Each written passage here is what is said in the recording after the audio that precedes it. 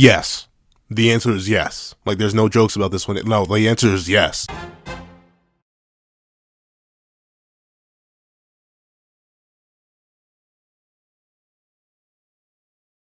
Thank you to our $5 patrons, Redwolf 4765, Midnight Gemlord, and Sean. Another very big thank you to our $3 members, Recliner Plays and Redwolf 4765. Another thank you to our $10 patron, Robbie Uchiha. And a very big thank you to our $25 patron, Alex Ice Rose. Another very big thank you to our $25 member, Alex Ice Rose. Now, before this breakdown / discussion on whether or not the Culling Games has power crept Jujutsu Kaisen insanely, please go ahead and leave your own thoughts on whether or not the Culling Games has power crept Jujutsu Kaisen in the comment section down below. Leave a like and subscribe if you haven't already. Also hit that little notification bell to miss out on any videos that come to the channel. Also I do have a Patreon down below where you support for as low as $1 a month to get things like exclusive videos, early content, and more. You can also now become a member of the channel for as low as $3 a month to get the same perks and more. Now, let's hop into the discussion. What's up guys, I'm Pencil here, and here we are to talk about how the Culling Games have power crept Jujutsu Kaisen massively, and I mean massively. Now, you may be wondering what I mean. What do I mean by power creep? It's not like the verse went from city block level to planetary in a matter of 2 years worth of chapters, and I mean, kinda did. I mean, Yuki's black hole is an outlier. Like, I would agree that it's an outlier, but if you want to wank, you can wank it. But like, that's a very specific example of power creep. Usually when you hear power creep, you're like, oh, well, look at Dragon Ball. They started off at mountain level and now they're multiversal. Now that's power creep. And that is true. In terms of like gigantic leaps in raw stats, the verse hasn't done that much realistically. It's kind of been sitting around, like, if you want to use the domains, like mountain to island level for a while now. And it's kind of just been stuck there ever since Coffin of the Iron Mountain was introduced, and you have Dag and stuff. Like, obviously, it's been existing for a while. But what do I mean by power creep then? If it's not the fact that people have made massive leaps in, like, raw stats, what is the power creep?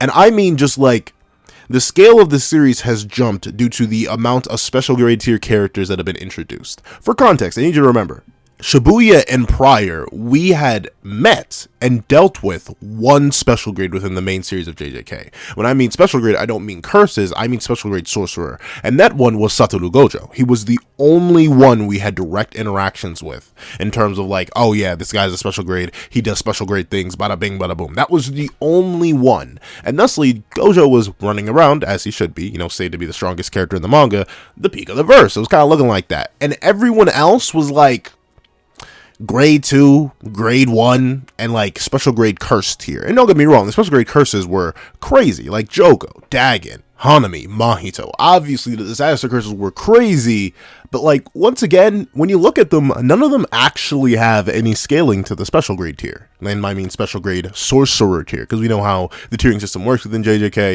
If you're a grade 1, you're supposed to deal somewhat with special grades, and if you're a special grade, you're literally like the peak of the verse in terms of like, oh, everything on the chain is lower than you if you're a special grade sorcerer.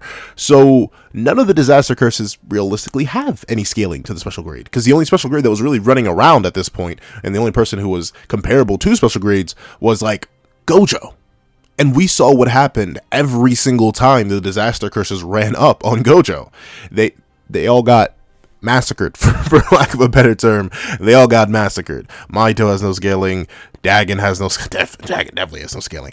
Dagon has no scaling. Hanami has no scaling, and Jogo has no scaling because none of them were able to do anything to Gojo. And that's the only special grade they could have hypothetically interacted with, because the 3 others were like lingering around, but not really reintroduced. Obviously, you have JJK0, but if you're like me and didn't know JJK0 existed, you just heard about JJK and was like, oh, let me read this first. You had no idea that we even had other special grades like Yuta and Suguru at the time. You had to go back and read that. So in terms of the main series of JJK, the highest level we really had seen was the disaster curses. And they were special grade curses in terms of like common opponents, and then the highest, the strongest, the mightiest was on our side in Gojo. So we really didn't have too many people that could run up and prove like, oh yeah, we're about that life, special grade tier is common now. Like, that wasn't really the case. It was to the point where these special grade curses were being pressed by like Goodwill Yuji.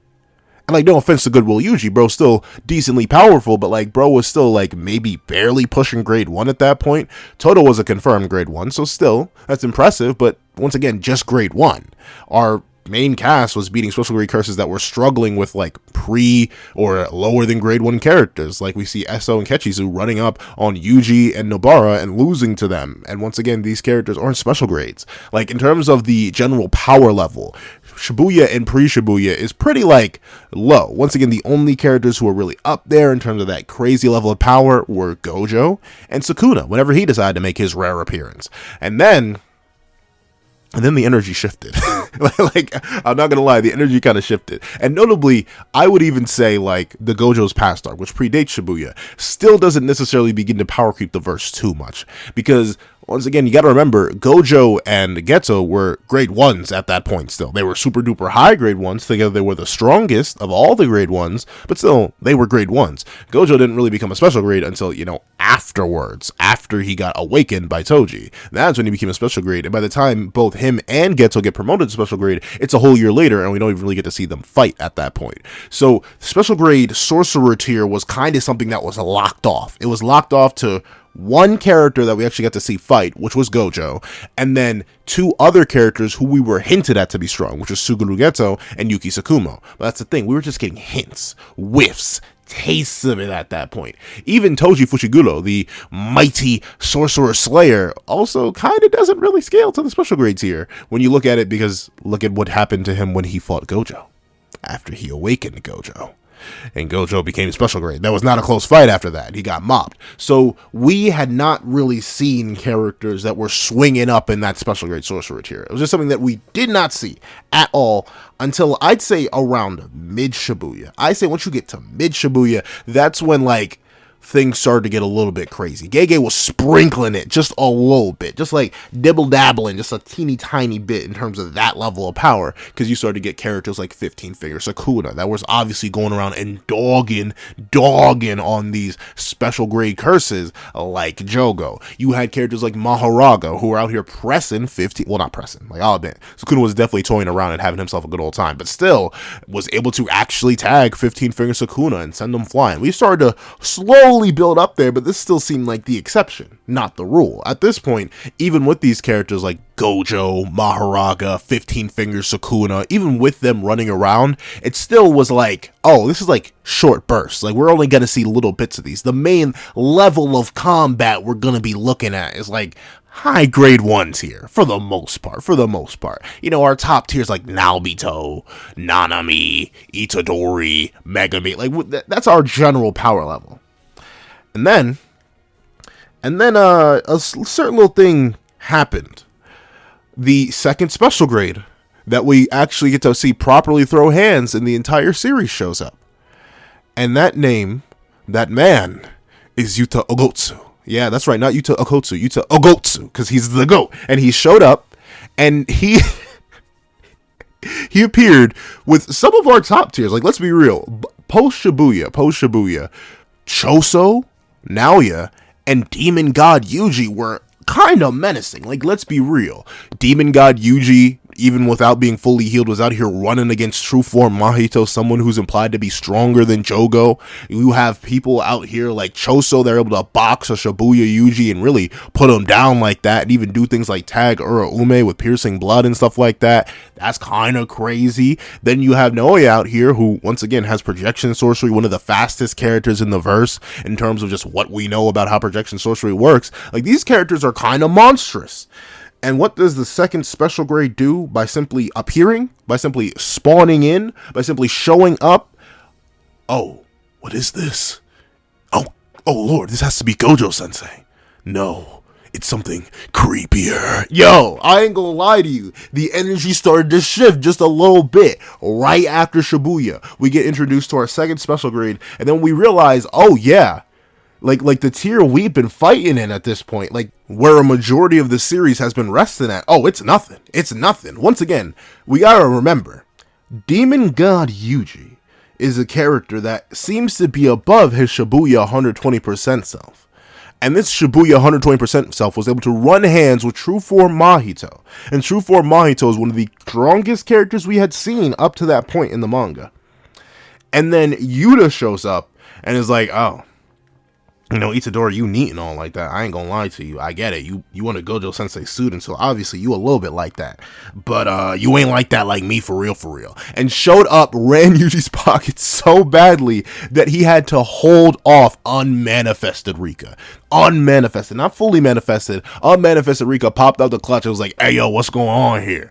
And Yuji was like, wait a second, oh lord. And once again, I need to remind you, this is Demon God Yuji. This man's a monster and a beast. Demon God Yuji is like, I can't move a muscle. What is this thing? It is so strong. I literally can't even do anything. I cannot move. And we got to realize this is the same Demon God Yuji that was throwing cars, throwing hands with special grade curses, even stronger than his 120% self, had landed multiple black flashes, was deep in his cursed energy bag, and still Yuta, a special grade, came out and was like, yeah, sorry, buddy, you just ain't like that. Like, I'm sorry, I don't know where you thought you were. I don't know who you thought you was. Yeah, you a solid grade 1, buddy. You a solid grade 1. Because Yuta low diff that, man. Like, you want to talk about a real low diff? The lowest diff we've ever seen Yuta do is like that one curse when he gets reintroduced into the manga. And the other time is when he like mostly off-screen droove. But in terms of like real low diffs, because Yuji did absolutely no damage to the man, it's gotta be Yuta. The most Yuji did was break Yuta's sword. He didn't leave a scratch on Yuta. He didn't scuff Yuta's shoes. Yuta was bullying that man.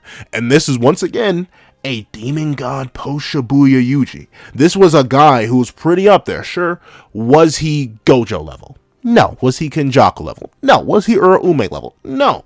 But still, Demon God Yuji was not a joke at the time when this fight happens in the manga. And Yuta's like, yeah, this is what a special grade's all about, bro. And we see that he continues this because he walks back, dragging Yuji's...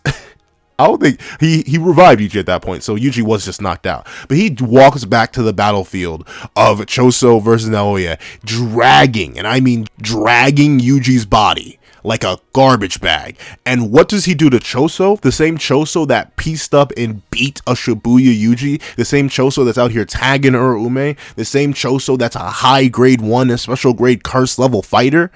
He one-taps, bro. Like, legit straight one-taps him. This is the same person who had a close-pitch, next-level fight with Shibuya Yuji, a monster and a beast of himself, comparable to Nanami Kento with the ratio technique in terms of raw output. And Choso gets absolutely blitzed and one-tapped by him. Like, that is wild. That is crazy that Yuta just... bops, bro. Like, doesn't even look at him when he does it, too. That's the disrespectful part. Yuta one-taps, bro, in base without even looking at him. And that's when I knew. That's when I knew, whoa, hold on. Hold on, the energy's shifting right now. We're mid-energy shift. Special grades are really like that. And to be fair, once again, it had been established by Gojo and Kenjaku, and special grades were really like that. But still... it's a little bit bonkers. It's a little bit crazy that things were going like this. And we get to see that, you know, special grades are like that. This is Gege saying, yeah, look at these special grade tier sorcerers. They're different, aren't they? Right? It'd be crazy if, like, more people of this level existed out there. That's why there are only 4 of them. Yeah, this is great. And then Gege was like, you know what? It's Culling Games time. Let's introduce everybody. And it got wild. Though admittedly, not immediately. I will give credit to this. The early Culling Games fights were not all that. They weren't absolutely crazy in terms of scale. They were leveling up, like, don't get me wrong, having 2 grade 1s go back to back and having Yuji having to fight off Higuruma, you know, a man who casually reached grade 1 level, was popping out domains with special properties in him, going crazy like that. Like, that's impressive, but, you know, we had seen domains. And, you know, Yuji, while he's still extremely powerful here, he's like grade 1-ish. You know what I'm saying? Grade 1-ish. And you know what? I'm even kind of glazing over even more of the energy shifting because we still get introduced to extremely powerful characters even before the Culling game really starts. Because Akari Kenji had no right to be that strong in base. Because I need to remind you, the person that we see base Akari style on, swagger on, take absolutely no damage from, is a fully healed demon god Yuji, who should be drastically, maybe not drastically, but superior to his 120% self that fought True Form Mahito and managed to win with a little bit of help. This same Hikari no-sells all of Yuji's attacks, starts styling on him, kicks him straight in the mouth, and throws him out his room like he's a dog. Like, legitimately, even base Hikari is pulling up being like, yeah, this, like, high-grade 1 level of power here, this thing that you hit me with, nothing. Light work. I eat that for breakfast, lunch, and just a little bit of dinner with a snack on the side. So, we could see that Gege was already, like, low-key ramping up the power within the grade 1 tier itself. And obviously, he had already revealed that special grades were kind of like that in terms of offensive ability. Like, they were definitely up there. And once again, we get to see a little bit more elaboration on that when you get to the first 2 fights of the Culling games. Like, you get characters like Higurumo, once again, with that domain, round start, and Yuji being grade 1 level without being able to control his cursed energy. He's obviously gotten some more gains. And then you have Megami versus Reggie and crew. And obviously, Reggie, he was actually kind of crazy. Like, he's not that impressive. Like, I do think Reggie loses to a lot of even earlier series characters. I don't think Reggie beats True Form Mahito. I don't think Reggie beats Itadori. I don't think Reggie beats really any of the disaster curses. They pop domain on his head and bada bing bada boom. Even with Hollow Wicker Basket, you can just use your amp Jujutsu within domain and Hollow Wicker Basket would not protect you from that. So that still isn't too impressive, but like, Reggie's dropping houses. Reggie's dropping trucks. Reggie's dropping like everything. Reggie Star, I finally got that pun. I forget who brought it up to me. But yeah, Reggie Star, register. Like, I see what you're doing, Gege. But like, Reggie, he was even popping off a little bit himself, like showing off that, you know, we really a little bit like that. We ancient sorcerers, we ain't light. We can put up a fight in this modern day. In fact, we may just dog walk you just a little bit. Like, had Megami sweating, bucking, and trucking his limits out. Like, that's kind of crazy. But when the energy truly shifted, when we really realized that, yeah, we're up here. We're different from first half of JJK, is when Sendai began. Now, I know what I'm going to say is going to sound controversial to a hefty amount of Yuta appreciators, as I like to call y'all. So please, I have other videos talking about it. We can argue there. You can argue in the comment section down here too.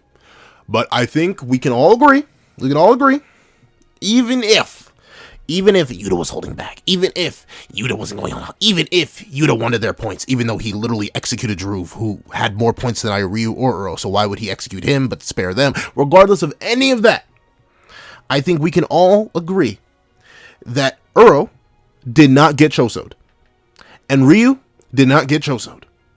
So I think that's still more impressive than what a majority of the cast can say if they ran against base Yuta. Even Kurushi did not get chosoed. So let's talk about it. So here's the thing, right? I built up this whole nice little juicy narrative to explain, like, in general, I'd say a lot of the early series, most of Shibuya and everything before that is kind of like in the grade 1 tier. Sometimes you have those odd battles that reach a bit higher, like Sukuna versus Mahoraga, and characters like, you know, maybe we can put Jogo up there because of his sheer, like, AoE damage and stuff like that, and his massive meteor, and obviously every single fight that Gojo is in, especially once he awakens in the Toji fight, a lot of stuff like that. You had those ones that, like, eked into that special grade sorcerer tier, ones that seem like a little bit insane, but, like, Sendai got crazy.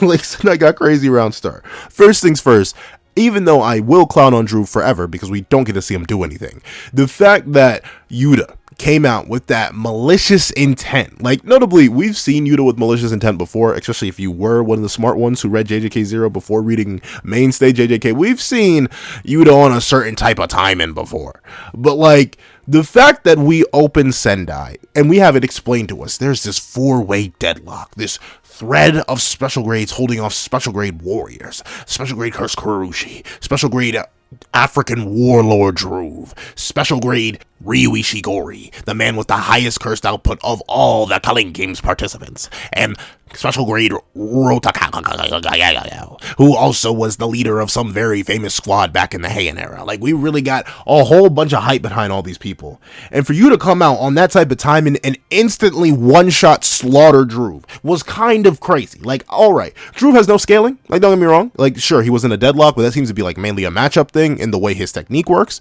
So I don't think Druve was actually that powerful. Like, unfortunately, it just didn't seem that way. If you can get one-tapped kind of off-screen, but not really off-screen by base Yuta, you ain't that crazy, but still, he was hyped up, 4-way deadlock type beat. He did have a good matchup against Kurushi, and that's crazy. And then Kurushi lands, and Kurushi's like, yeah, what's good? How you doing, dog? My name's Kurushi, and guess what? I really, really like the taste of iron. So let me get up in your guts. And then we have this base Yuta. Now, once again, I know, but Yuta was holding back. Yuta wasn't using RCD. I'm sorry. I feel bad. Let me not mock y'all, because that's rude. That's rude. I'm not going to mock y'all. But regardless, we know that if Yuta can low diff somebody, if Yuta can 1/execute somebody, he will do it. We see it against Choso. We see it against ironically enough, the literal chapter before Druve, we see it against anyone, even that one curse when Yuta gets reintroduced. If Yuta can one-shot and exercise somebody, and or one-shot and slay somebody, he'll do it. And Yuta is a special grade sorcerer. Even base Yuta is a special grade sorcerer. So we've already had it established that the highest level of combatants we'd really seen was like Gojo, a special grade. And whenever a special grade fought, the fights did not last that long. Like, think about it really. Gojo, all of his fights in pre-Shibuya and or mid-Shibuya, how did they go? He was bullying Jogo after he got bullied by Toji when he wasn't awakened as a teenager, and he awakened, he bullied Toji. After he ran up in Shibuya and was like, hold on, let me get these hands to these people, he bullied everyone there and only got caught lacking by Kenjaku's Giga Brain master plan. So we had it established that a special grade like Gojo, up there, insane, a little bit crazy. And even then, with Yuta Okotsu, another special grade, we see that when Yuta really feels like moving and schmoving, he gets to moving and schmoving. One tap in Choso, no diff in Itadori, and pulling up in one shot in Druve. So the special grades have sort of been established as this kind of like untouchable tier, like this tier beyond comprehension, base Yuta included. And then Kurushi shows up and is like, hold on. The disaster curses may have let y'all down, but I'm not gonna do it. And like, he straight up starts to piece Yuta up. Like, don't get me wrong, Yuta definitively had the edge in that fight. Yuta even like opens up the battle by chopping off Kurushi's arm and forcing him to regen and some of the cockroaches. But for the fact that Kurushi does not get immediately blitzed in one shot, he doesn't get chosoed, he doesn't get low diffed like our boy Itadori did, he didn't get absolutely annihilated like that poor victim of a curse did. No, Kurushi was like, hold on. You actually low-key kind of like that. Let me get this thing out on me. And then he got the thing out on him, and he really started to do it to it with Yuta. That's crazy. He's able to do the unthinkable, the absolute insane and unthinkable, and actually block Yuta's katana. Also pull up, manage to summon a whole bunch of cockroaches that are also able to hold off Yuta. He's able to fly up in the sky and then deal with Kurushi, who gets his arm back. And then we see Kurushi's like, I bet. Hold on, let me show you... the insect sack. Let me show you the insect sack. And he starts spamming Yuta. Yuta starts to try and go crazy, but then Kurushi comes out the cut, and Yuta is not only forced to block, so he couldn't have just ate this, but then Yuta, special grade sorcerer, gets caught off guard, gets some bugs all up in his guts, needs to slice them up, gets his guts torn open, and is like literally on the verge of going. And if he didn't pull out RCT in this moment, he straight up would have died. Like both Ryu and Uro were just like, oh yeah, bro's done. All that's left is for him to get eaten. Like, that's it, that's light. So Yuta had to pull out RCT, something that he didn't want to do. In every single fight we had seen Yuta up in this point, at least in the main manga, Yuta was never forced to do things he didn't want to do. He was not forced to do anything special against that one curse. He's not forced to do anything special against Itadori. He's not forced to do anything special against Choso. He just beat them down with physicals. But no, he had to pull out the one thing he didn't want to pull out against Kurushi, which was that RCT. And then Earl starts to get to work too. Earl gives Yuta no time to breathe. Yuta heals, he started to cook, and then Earl came out the clutch and was like, yeah, you thought you was cooking? Well, I'm the real chef. And starts to piece Yuta up again. And once again, this is base Yuta. So it's not too crazy, but once again, I need to remind you, this is base Yuta, a man capable of one-shotting high-grade 1 tiers like Choso, a man capable of bullying post-Shibuya demon god Yuji, a man capable of realistically running hands with the majority of the verse up until this point, and he does not land a singular hit on Uro. Uro literally dogs, bro, absolutely. Throws him around, chops him in the jaw, like does real nonsense to him, drops the technique explanation, and then Ryu's like, hold on. Y'all just gonna forget about me? And then Yuta runs up on Ryu. And Ryu, he whiffs once or twice. Yuta's dodging, bobbing, weaving. But then base Yuta tries to run it with Ryu. And once again, I need to remind you, this is an insane character, a special grade tier sorcerer. These characters that were seemingly untouchable up to this point. And base Yuta pulls up, starts to throw hands with Ryu, and then gets thrown. Like, legitimately gets thrown. Because he can do absolutely nothing to Ryu in base. Once again, this is still a special grade sorcerer. This is still a top tier echelon of the verse curse kind of character. This is a character who can probably solo all the disaster curses at once, that could run it with all Jujutsu high and likely win. This is a character who is monstrous and beastly on his own in base, and he's getting smacked around by Ryu. Absolutely bullied, body bagged, and abused by Ryu. You even see Yuta stressing. His veins are popping out, and Ryu is still just grinning in his face and sending him flying. And you know, Uro, she didn't waste no time, hit him with the thin icebreaker to the back, and that was just like that. So we have two characters coming right out the clutch, out of nowhere, and just being like, oh yeah, special grades here? I mean, it's alright. It's neat and all. It's kind of cool. But you know, it really ain't like that. So Gege's already revealing that, yeah, there may only be 4 special grades, but guess what?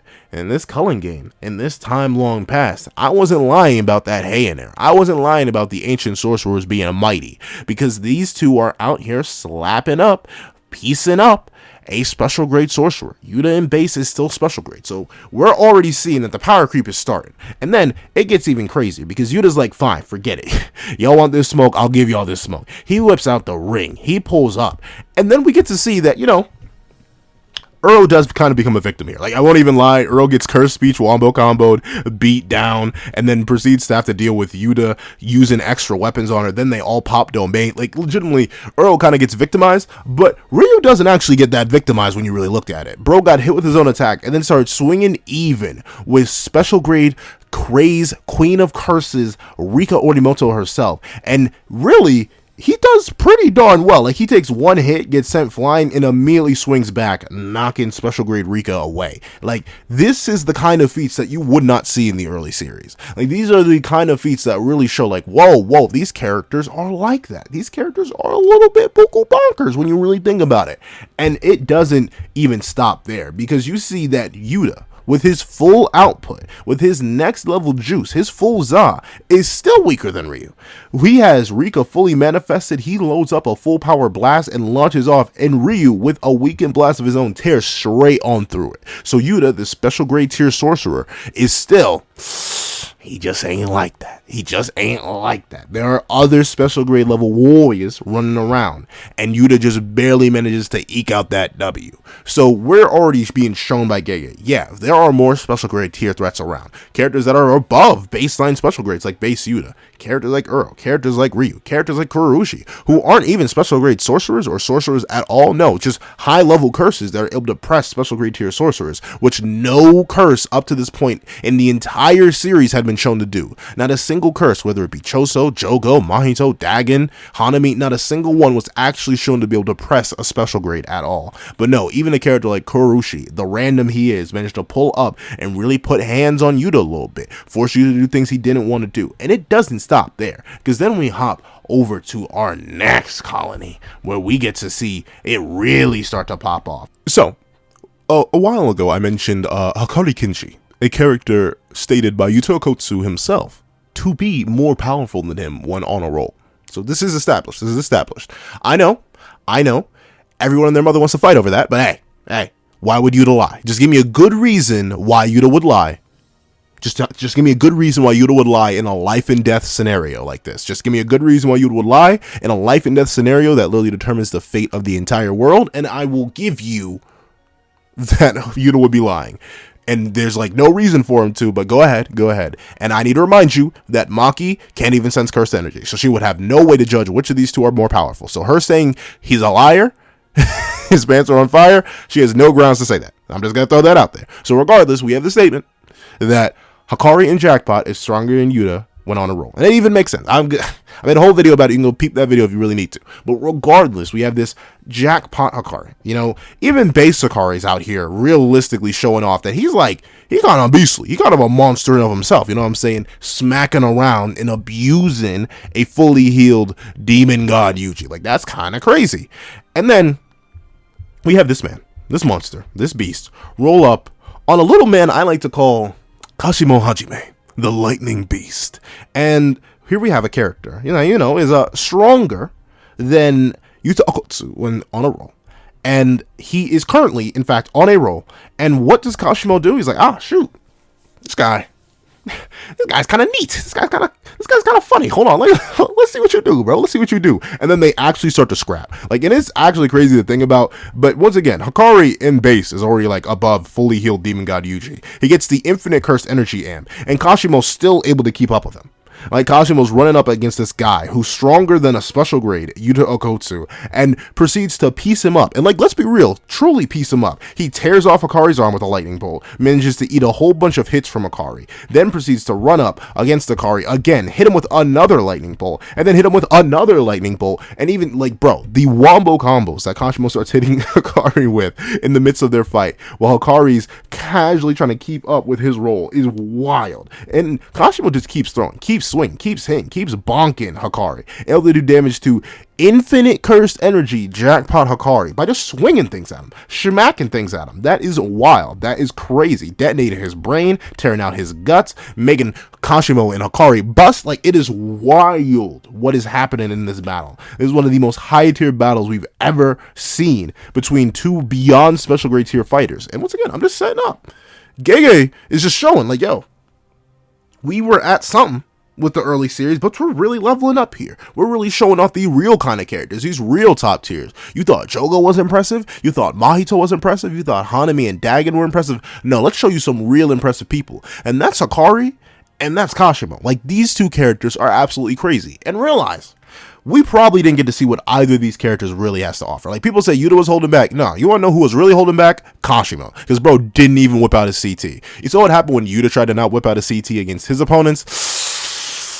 Yeah, bro's getting pieced up. You see what happened when Kashimo was holding back his CT against Hikari? He was going to win that fight. I'll make a whole video talking about that, why Hikari would lose that fight in any other context. I've seen the Hikari fans get on me for that, and I know it sounds blasphemous, it sounds crazy, it sounds wild, it sounds bonkers, but don't worry, that video will be dropping soon. Just wait for it. But with that being the case, we see Hikari and Kashimo doing all this, both, well, I can agree, Hikari was not trying to execute Kashimo at this point. He was holding back a little bit of that za, a little bit of that sauce, and Kashimo was holding back his entire curse technique. These two are still having one of the highest level battles we've seen in the entire series. Like, straight up just monstrous beasts throwing hands and playing patty cake with each other and throwing lightning bolts around. Like, that's wild. Once again, these beyond special grade tier threats are out here doing it like that. And then we hit Sakurajima colony, what many consider the weakest colony, you know, like in terms of storytelling your character and stuff like that. And I'll make my own opinion on that known soon enough. But regardless of that, we have characters like Awakened Maki, Curse Naoya, Daido. I know it's crazy to put Daido up there, but Daido's really up there because this Curse Naoya is out here to run around and blitz. And I mean blitz, like blitz in body bag and Awakened Maki. Someone who is in the same state as Tozi Fushiguro was, at least physically, like straight up a monster and a beast and of that herself alone. And then this Curse Naoya is able to do this, run up, pull out, and show that he's even faster, even more speedy than his human self, even more speedy than his father, who was already said to be the second fastest sorcerer outside of Satoru Gojo himself. And still, Maki, after awakening, after getting a little bit of that awakened sorcerer, is casually styling on, dodging, bobbing, weaving, blitzing this Naoya, going crazy. Naoya opens domain, and we get revealed that she's immune to domains. Like, bro, wild. Another character beyond the tier of special grade, just rolling around, just casually strolling and grooving and moving, and really just pulling it like that. Though admittedly, beyond the tier of special grade is kind of crazy, but at least on the level of special grades is where I would put like Maki, even Curse Naoya, considering he's able to blitz Maki when he has that full Mach 3 speed on him. He really low-key a bit like that. Not to talk of having one of the strongest domains in the entire series get dropped on our heads like that. Like, legitimately, Naoya's domain is insanely powerful to a ludicrous degree, and it gets dropped on us just like that in the middle of Sakurajima colony. That is crazy. Gege really said, let's just level up the series. Let's just level up the strength level. Right just then, I've introduced to you what? Uro, Ryu, Kurushi, kinda. I'll admit that's a little bit of a kinda, but still Kurushi being able to do relative stuff to Yuta.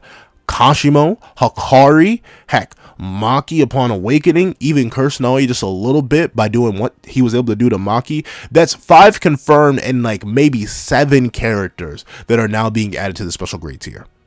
Just shit based on feats and speed and stuff like that. And then it gets even worse when we get to see Yuki Tsukumo and Kenjaku throw hands. Choso, Joso's kind of fodder. I ain't gonna lie to you. Joso's kind of fodder. But regardless, we see Yuki Tsukumo and Kenjaku really level up the series when they start throwing around their insane techniques. Kenjaku's like, oh yeah, here's this cursed spirit that literally interferes with concepts. And Yuki's like, I bet, and one-shots the darn thing.